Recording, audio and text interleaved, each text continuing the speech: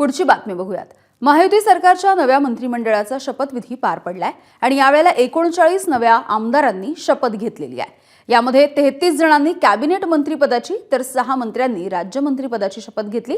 यामध्ये भाजपच्या 19, शिवसेनेच्या 11 तर राष्ट्रवादीच्या 9 मंत्र्यांना नव्या मंत्रिमंडळामध्ये स्थान देण्यात आलंय। 20 जिल्ह्यांना मंत्रिपद मिळाली आहेत तर 16 जिल्ह्यांना एकही मंत्रिपद मिळालेलं नाहीये। दरम्यान या मंत्रिमंडळामध्ये 19 नव्या चेहऱ्यांना संधी देण्यात आली आहे। तर काल हा शपथविधीचा सोहळा पार पडलेला आहे। 39 आमदारांनी मंत्रिपदाची शपथ घेतलेली आहे।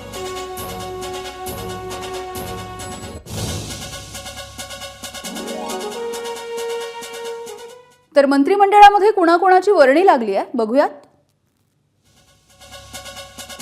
टीम फडणवीस आपण जाणून घेतोय। राधाकृष्ण विखे पाटील, गिरीश महाजन, संजय सावकारे, गणेश नाईक, जयकुमार रावल, चंद्रशेखर बावनकुळे, मेघना बोर्डीकर,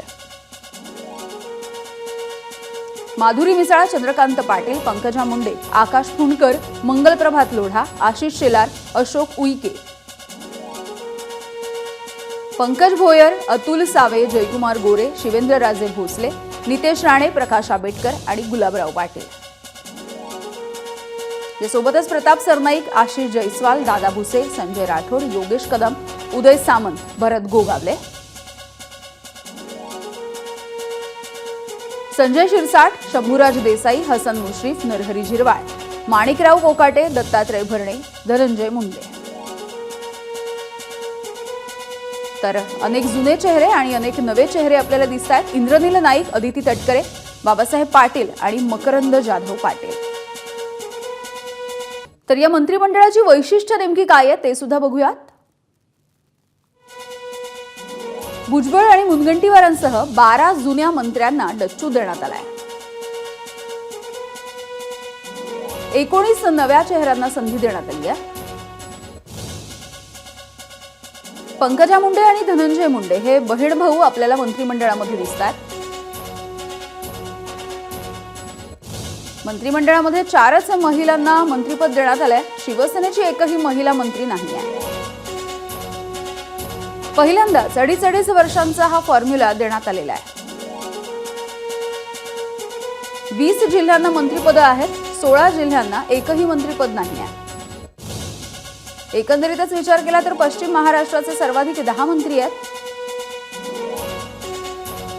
आणि मंत्री झालेल्या पंकजा मुंडे या विधान परिषदेच्या एकमेव आमदार आहेत। हसन मुश्रीफ एकमेव मुस्लिम चेहरा।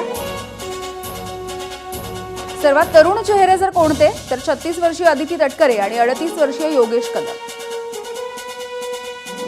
मंत्रिमंडळावरती फडणवीसांची छाप दिसून येते। तर पहिल्यांदाच मंत्री झालेले चेहरे नेमके कोण आहेत बघूयात। 19 आमदार जे पहिल्यांदाच मंत्री होतात त्यामध्ये नितेश राणे, माधुरी मिसाळ, जयकुमार गोरे,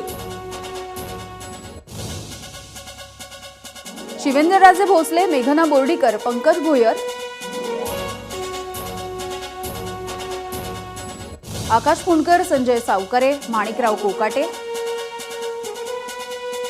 नरहरी झिरवाळ, मकरंद जाधव, बाबासाहेब पाटील,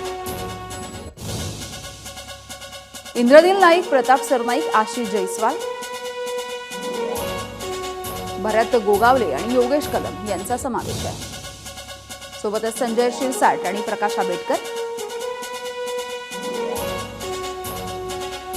तर कोणत्या जिल्ह्याला किती मंत्रिपद देण्यात आलेली आहेत ते सुद्धा बघूयात।